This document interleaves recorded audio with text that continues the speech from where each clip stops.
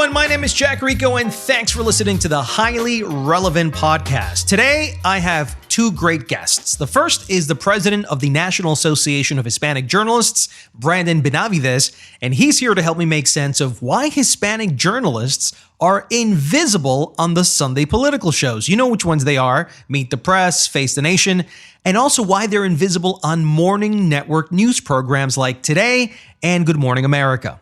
And then I talked to Jim McKay. He is the writer-director of En el Séptimo Día, the film that many top critics are calling one of the best films of 2018 so far. I asked him why, as a Caucasian writer-director, did he feel the need to make this light comedy about undocumented Mexican immigrants living in Brooklyn. We begin with Jim McKay after the break. Men, it's time we treated ourselves to some higher quality underwear because we deserve better. Underwear that feels good, provides support, and leaves us feeling fresh and comfortable. That's what Saks underwear is all about. It's the only men's underwear that's actually designed with our anatomy in mind. When Saks first got started, they wondered, why can't men's underwear be better? The answer? The ballpark pouch. A 3D support system unlike anything else in men's underwear today. I use them and it feels like bliss. Everything stays put, no friction. You can move around comfortably in it. And then there's the breathable fabric, super soft, moisture wicking that repels body odor. Since I started wearing Saks, I really don't wear any other brand. I want you to feel the same exact way that I do. So I've worked with Saks underwear on this great limited time deal. Shop from anywhere on their site and get $5 off plus free shipping on your first purchase. But to get this great offer, you need to use my promo code HIGHLYRELEVANT at checkout. Order a few pairs of Saks right now with this great offer and go to Saks Underwear at SAXXunderwear.com. That's Saks with two X's and use the promo code HIGHLYRELEVANT at checkout. Remember, SaksUnderwear.com. Promo code HIGHLYRELEVANT.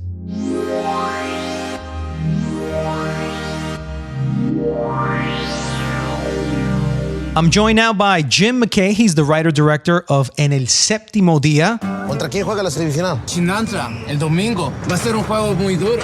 Por el domingo. Por el capitán. Jose, here's the deal. I need everyone on Sunday. I have a private party after brunch on Sunday. These are important people coming in here. I need all hands on deck. Thanks, Jose. No puedes trabajar el domingo cuando estás en la madre, güey. O nos dan en la madre o me corren. Jim, how are you? Congratulations on the magnificent reviews your movie has been getting so far. Thank you very much. Thank you. It's been a nice surprise. It's been great. Yeah. Why has this been a surprise for you?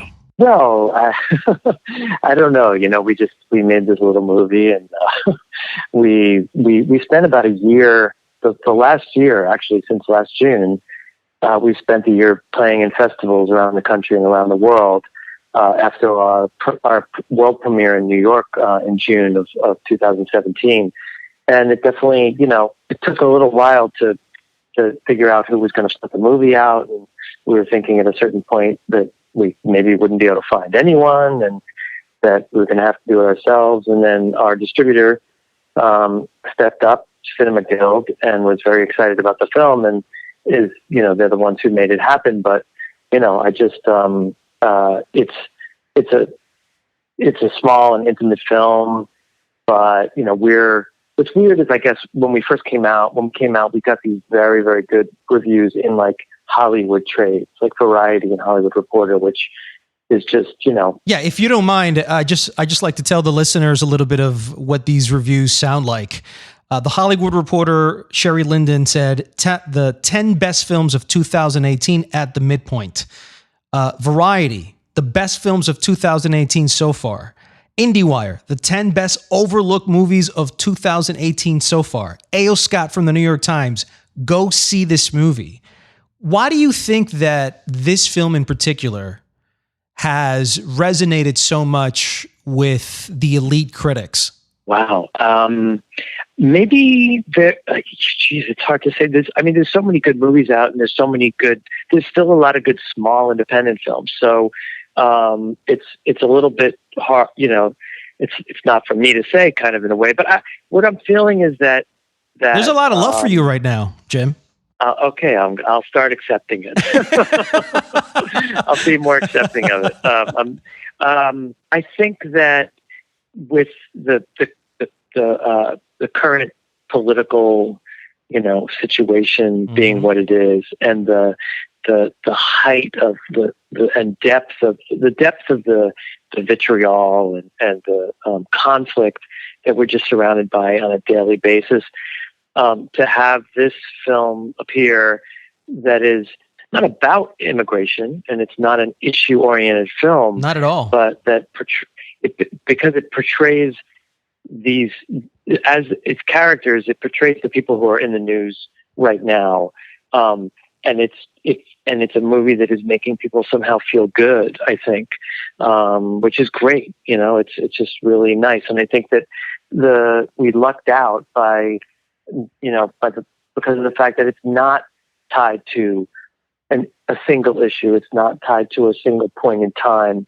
It's simply a character study and a portrait of a community that right at this point in time we really need to get to know a lot better than we do as United States citizens. So let's talk a little bit about, for the listeners, what is this movie about in particular?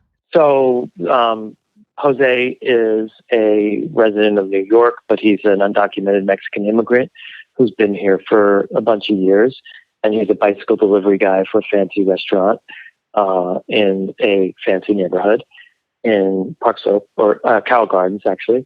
And he works very, very hard, 6 days a week. He's a really great worker, and he's a real leader at the restaurant. And he plays soccer on Sundays. And in the beginning of the film, we start with the semifinals in his little league in Central Park, and they win their semifinals, and they're happy. He goes to work on Monday morning. He's telling his coworkers about the game. His boss comes in and tells him, hey, by the way, I need everyone to come and work next Sunday. I got a very big party coming in. And of course, next Sunday is the day of the finals that his team is in. And that kind of starts a week-long struggle for Jose about what to do. He's hesitant to tell his teammates what's going on because I think in some secret way he doesn't actually want them to. Well, he fears their response no matter what it is, whether it's you better play or we're gonna disown you, because that is going to sacrifice his job, and or if it's the opposite, that's also kind of scary to him as well. So he spends the week trying to fix the situation, and in the end, the situation actually gets fixed through an act of community building, I guess. Yeah. And one of the remarkable things about this movie in particular is that there are no professional actors. The main ensemble are not professional actors. Where did you get these guys to put in a movie and be able to work with them to create what is considered by many one of the best movies of the year? We cast on the street, which which has a long history in independent film when you're doing like kind of neo-realist movies. And I've worked with non-actors a number of times and definitely enjoyed the experience. This was the kind of film where there wasn't really a choice, for me at least. I think the general public and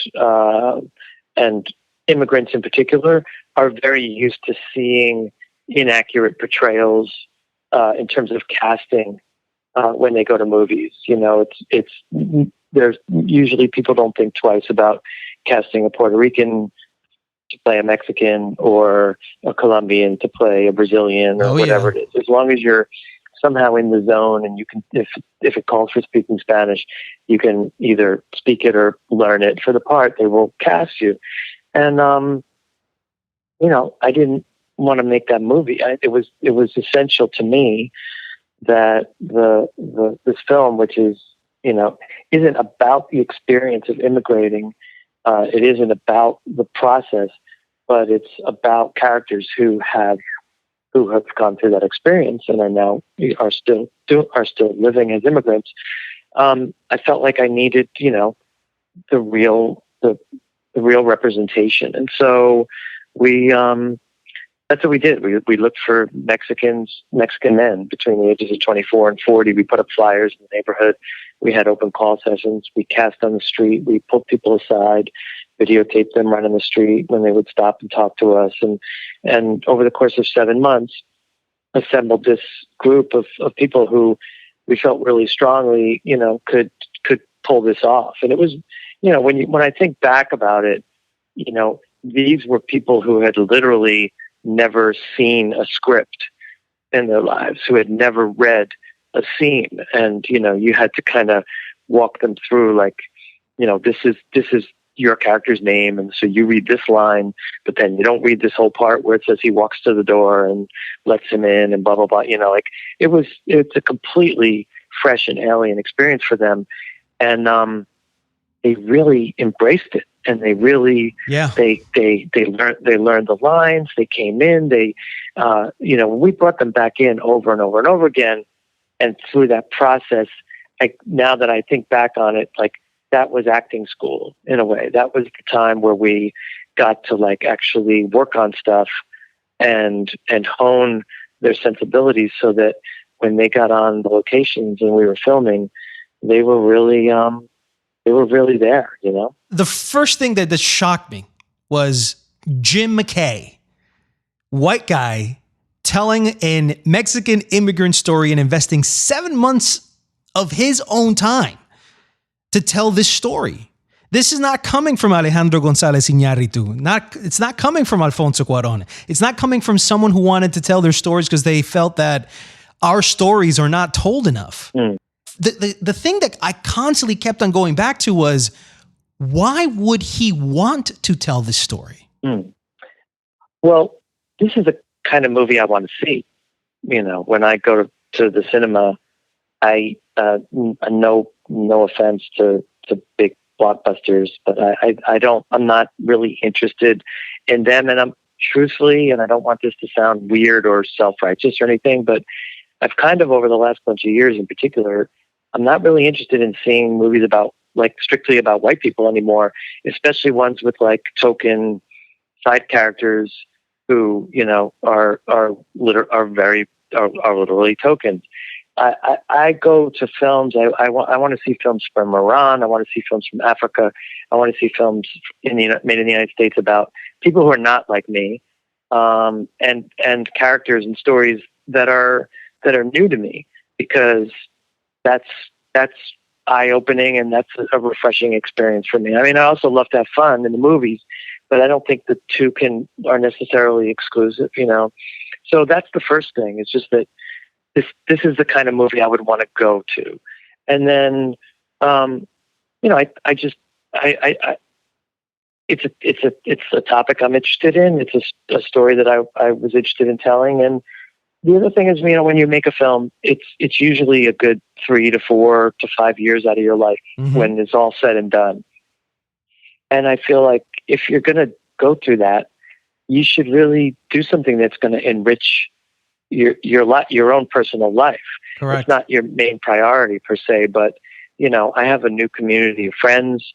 I've learned a tremendous amount, and my life has been expanded through this experience. I'm as critical as many others about this idea of telling other people's stories, but I also don't think it's just simply there's one answer to it, which is don't do it.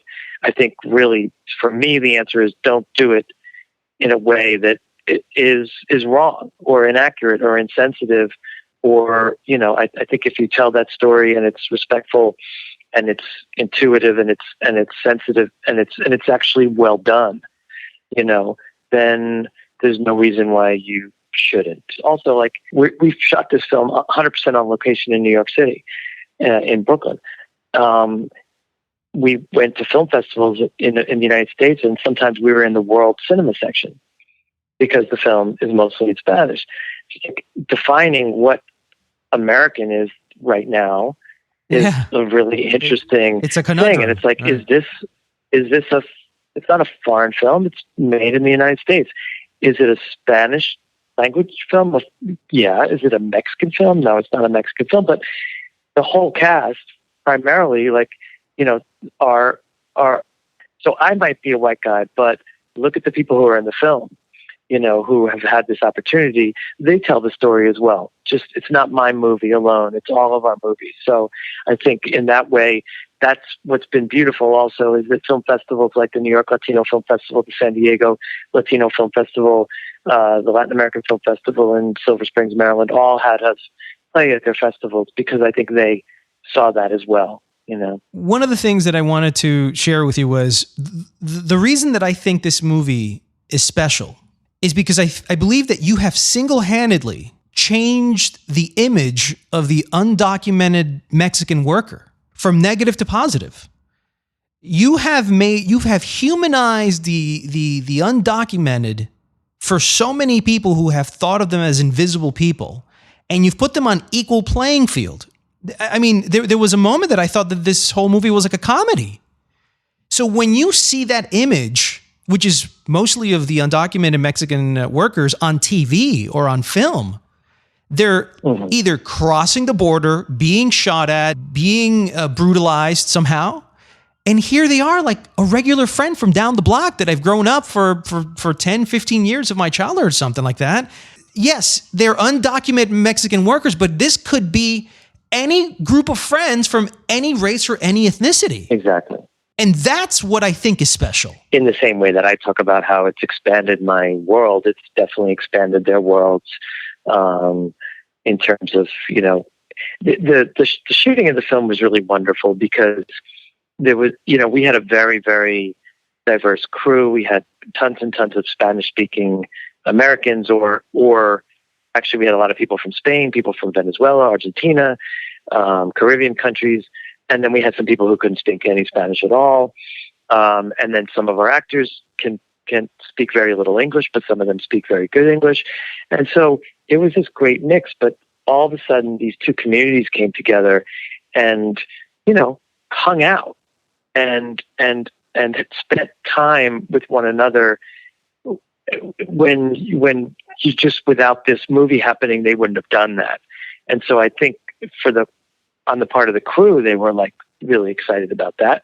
And then on the part of the cast, they were as well. And it was really just for them, it was like this glimpse into this other world that they also don't have access to in the same way that white America doesn't have access to their world. One of the things, we did a big screening in Brooklyn the other night. We had about 400 people on a pier in Brooklyn for the Rooftop Films screening, and it was really wonderful.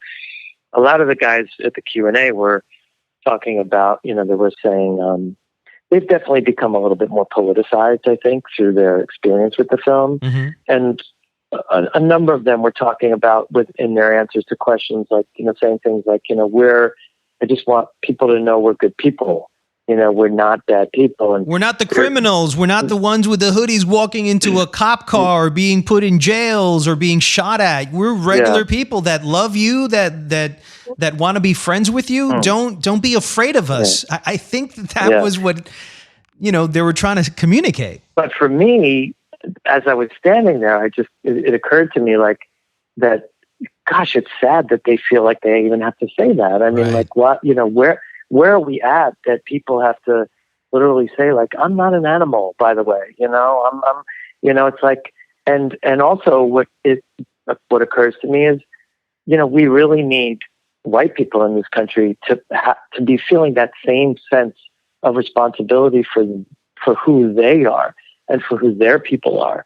When some white guy shoots, 25 people in some place, we should all be feeling shame about that and responsibility for that and speaking out about it, because that's who represents us in the world. There's the old adage about, like, you'll never really know what someone's going through until you walk in their shoes. Mm-hmm. And I think that the film, for a certain population of people, allows people to walk in someone's shoes and to experience their life, like you were talking about. And then for the population of people who already knows that kind of life, it allows them to see it on a screen where they're usually seeing other people's stories. And so, if it's doing that, then I think it's really succeeding and has value. And I think that's the magic of movies. Jim McKay, thank you so much for making this movie. It's, for me, the feel-good movie of the year. I think Everyone should watch it. Seriously, I felt so much joy. I wanted to go play. I wanted to do a barbecue. I wanted to hang out with these guys. These guys were making me laugh. I love the inside jokes. And I wanted to thank you, Jim McKay, for making a movie like this. Thank you so much. Thank you. Thank you very much. Thank you for having me on the show.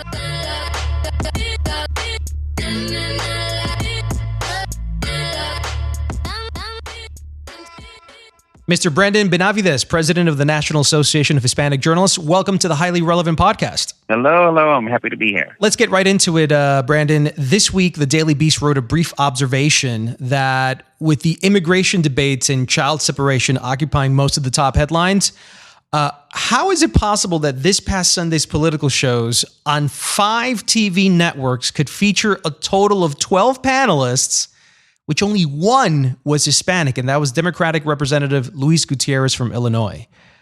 This isn't anything shocking to me in particular, but given the news cycle, Brandon, about Latinos, why do you think this happened? Well, obviously, we need to have more Latinos at the table, and we need to be represented in cases like these. I think it's very important to have journalists of color be at the table to talk about things that affect our community. In particular, I think the networks need to do a much better job in providing diverse voices at the table to talk about these topics, such as immigration at the border and what's happening along the border there. Well, we know it should happen because we've been complaining about it for decades. The problem is, why is it still happening? Because I'm sure that one of the missions of the National Association of Hispanic Journalists is to give more Latino journalists exposure, jobs, represent themselves and our voices in mainstream America. But why hasn't that happened, though? What is the big why? That's the big question. Everyone is trying to have a diverse newsroom, and early on we've been remain focused on newsrooms being fair and accurate while reporting on this humanitarian crisis that we're going through. But we still need to push harder and stronger to make sure that the people that we see on TV are the ones that reflect the communities that we cover. I think that's still very important. I do think some networks and some newsrooms have already made progress in getting more Latino journalists on air and behind the scenes, but I think more needs to be done. This is something that will not be fixed overnight. Our association has been in existence for 34 years, and we continue to press on to encourage more Latino representation in journalism. I feel like the reason that in this particular Sunday news cycle, when you have Jose Diaz-Balart from Telemundo and NBC, Mariana Hossa from NPR, Sandra Lilly, the editor-in-chief of NBC Latino, Alicia Menendez, who used to be at Fusion and is one of the most popular and recognizable Hispanic voices in politics, the fact that they weren't available to speak because no one called them, to me, is a little ludicrous. And you have to ask 2 questions. And I think the legitimate questions, Brandon. One, is this prejudice? Is this a white executive producer saying, I don't want people of color, journalists of color, coming in here and spewing Latino agendas on our white American air? Or is it 2, I don't know anybody like that. I don't know people of color. I don't know journalists of color. I've never heard of the National Association of Hispanic Journalists. Therefore, I could not reach out to anybody. Is it ignorance or is it prejudice? Or is it C? I don't know. It's really, I don't know, because I can tell you that at the different networks, there are journalists of color working behind the scenes, but it may be that that the people who are making the decision-making process may not be in tune with these things, because we do have members out there that are available. The people that you just mentioned, we also have others. We have Nick Valencia on CNN. We have Gio Benitez from ABC. We also have Maria Peña, who writes for La Opinión. So we have several of our members that cover the White House and travel across the country working for the different mainstream media. But I do think our voices need to be our voices need to be heard, and we need to be reflected on the Sunday morning shows. Are you content with having Latino journalists just be correspondents on the field, reporting, but never being anchors on a morning newscast? Let's look at the 5 big networks, right? CBS, NBC, ABC, Fox, and CNN, MSNBC, all morning. I don't know one single Hispanic that is any of those 5 morning shows. To me, if you're a Latino journalist, your dream is to be an anchor, a main anchor on the Today Show. And I feel that hasn't happened. So what are your challenges in particular? As president of the National Association of Hispanic Journalists, is your mission at some point to talk to these news directors and tell them, listen, why don't you put a person of color in there, whether it's African-American, in particular, in this case, Latino, to talk about these topics and to just reflect America a little bit more? And this is something that we have done. I've spoken to the diversity recruiters and vice presidents in New York from the different networks. What do they tell you? And this is something that we've been pushing, that we want to make sure that we have opportunities for our journalists to get into these positions. And the thing that I hear from them is they are looking for journalists who are experienced and can give something to the network. And this is something that is very important to us. We are having our International Training Conference and Career Fair in July 17th to the 21st in Miami. Our career fair, our expo is actually sold out. So we have several networks, different media groups who are going to be actively recruiting at our conference. And in previous years, several of our journalists have been hired through these job fairs. We've also hosted local job fairs in Washington, D.C., in New York, and Chicago, and these job fairs have been very successful. This is something that we provide as a service to our members. We want to help our members to get in these positions. So that's something in that we want to make sure that our members have every opportunity to meet with the decision makers and the recruiters who hire people to be, whether that's on air or behind the scenes, but we need more representation in the newsroom. I read somewhere, Brandon, that said that one of the reasons producers don't want to have Latino pundits on their air is because they present themselves as too biased towards the Latino community, that they're too passionate and it might come off as anger. They have political agendas. They can't be neutral. They want a Latino that offers a general American opinion with Latino points that can somehow resonate with the rest of non-Latinos. So I guess giving inclusive points of views. Do you agree with that notion? I don't want to say that that Latino journalists have an agenda and they only do stories about their community. That's not true. There's journalists that cover everything. We have Jim Acosta, who I gave the NHJ Presidential Award to last year. He covers the White House, and he also fills in as an anchor on CNN. And so he's not just covering Latino issues, he's covering everything from general assignments to the White House beat.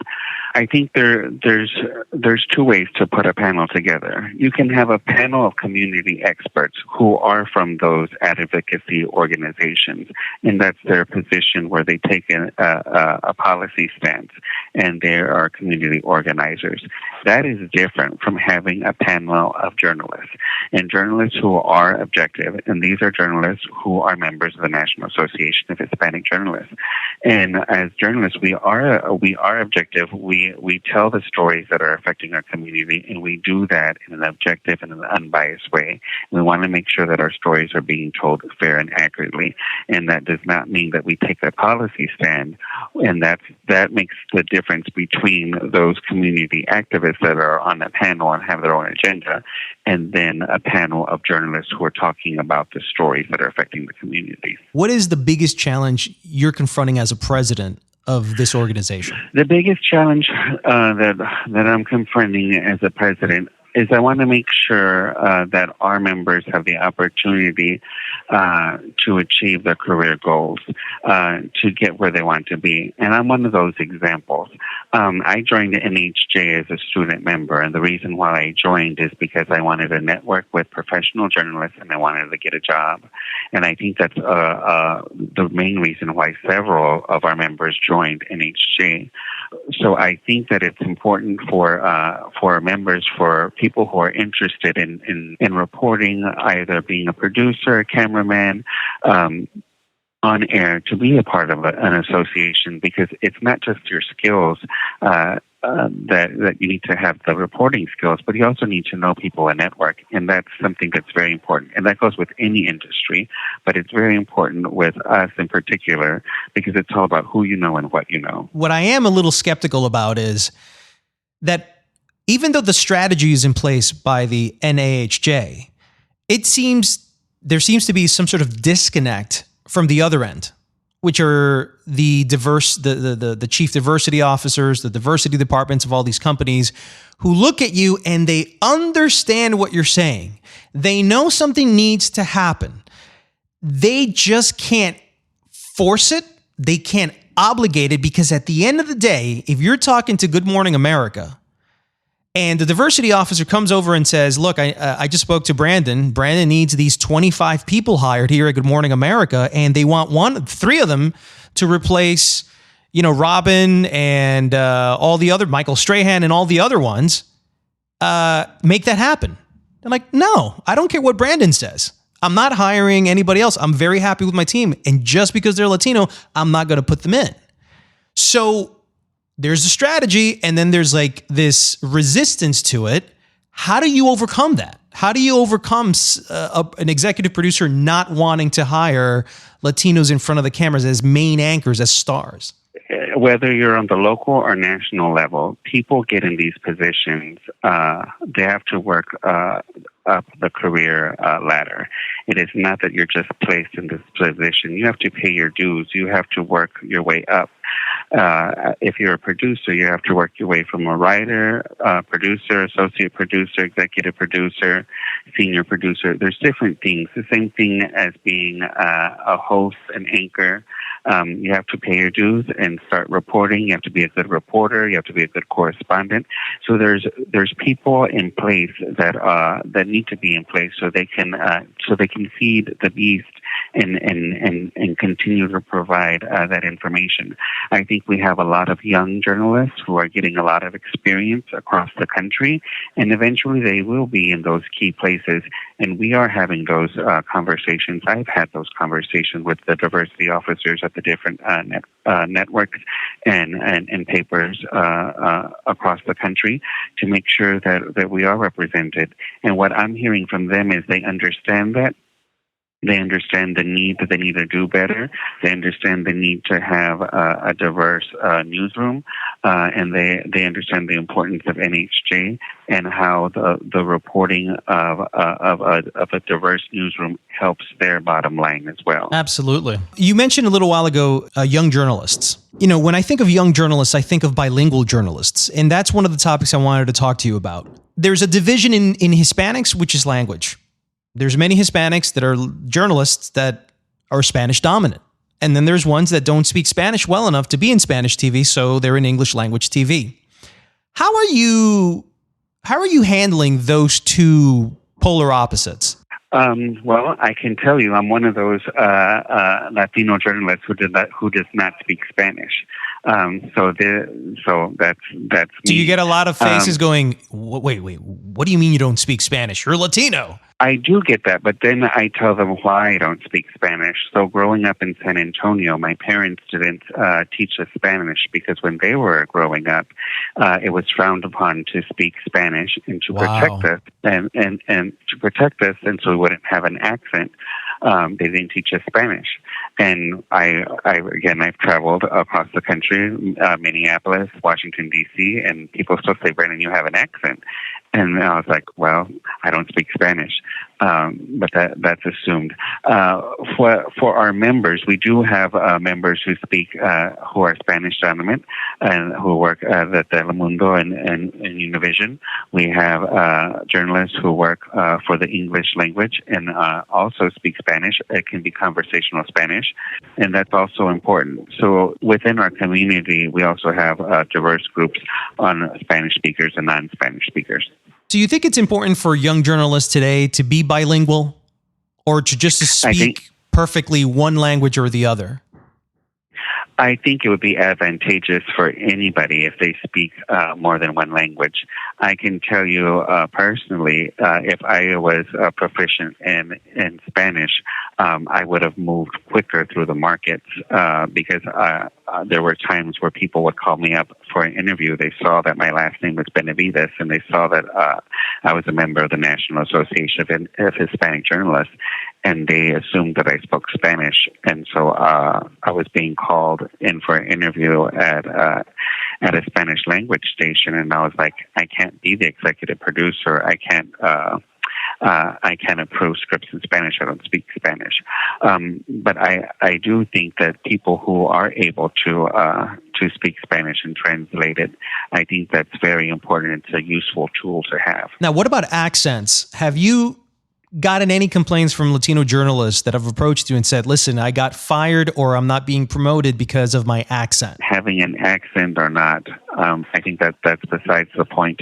I've heard actual complaints from people where there's been a Latino journalist who pronounces his or her last name the way it's supposed to be pronounced in Spanish, or if they say or the way they pronounce the different cities, San Antonio, El Paso, different things like that. But to me, they are reflecting the community and they're saying it in the correct way.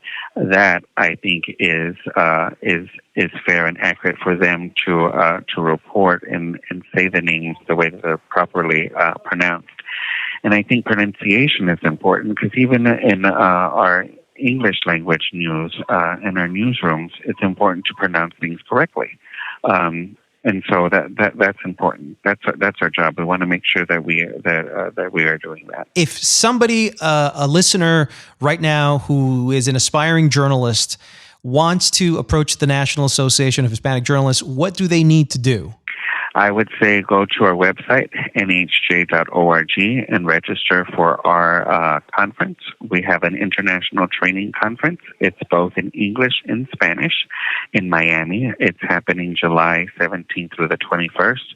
And we are hands-on, we are focused on hands-on training in English and Spanish. We have a career fair going on. As I mentioned earlier, it's sold out. So we have different companies, networks. Everybody will be recruiting. So come on down to Miami, and we are very focused to get our members the opportunity to meet the hiring managers at the different news organizations. You don't have to bend my arm to go to Miami. So it's always a good excuse just to go to Miami. Brandon, thank you very much for being on the podcast. Thank you very much. You have a good day. That's it for this episode of the Highly Relevant Podcast. I'd like to thank Brandon Benavides and Jim McKay for coming on, and I hope you guys enjoyed the conversation as well. If you'd like to support the show, go ahead and share us on social media and tell all your friends about our show. Remember, it's through your word of mouth that our show can grow. I'm Jack Rico. See you next week on another episode of Highly Relevant.